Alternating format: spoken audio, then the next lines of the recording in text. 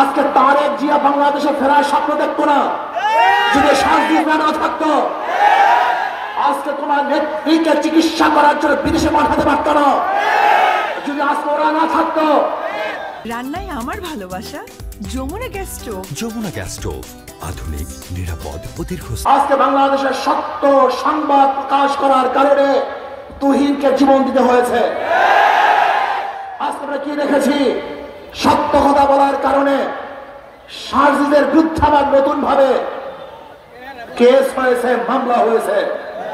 আমি আশ্চর্য হয়ে যাই, বিএনপির প্রতি আমার করুণা হয়, যাদের দ্বারা চক্ষুদান আজকে তাদের কি তোমরা নিন্দা করতেছ, তাদের বিরুদ্ধে কেস দিয়েছ। আজকে তারেক জিয়া বাংলাদেশে ফেরার স্বপ্ন দেখতো না যদি শান্তির না থাকতো। আজকে তোমার নেত্রীকে চিকিৎসা করার জন্য বিদেশে পাঠাতে পারতো না যদি আজকে ওরা না থাকতো। আজকে খোলা আকাশের নিচে মাঠের মধ্যে রাজনীতি করতে পারত না। তোরা জীবনের মায়া ত্যাগ না করার আন্দোলন না করত। কিন্তু আজকে যাদের মাধ্যমে নেত্রীকে চিকিৎসার জন্য বিদেশে পাঠিয়েছ, তোমার নেতাকে বাংলাদেশে আনার ব্যবস্থা করতেছ, আজকে নির্বিঘ্নে রাজনীতি করার সুযোগ পেয়েছ।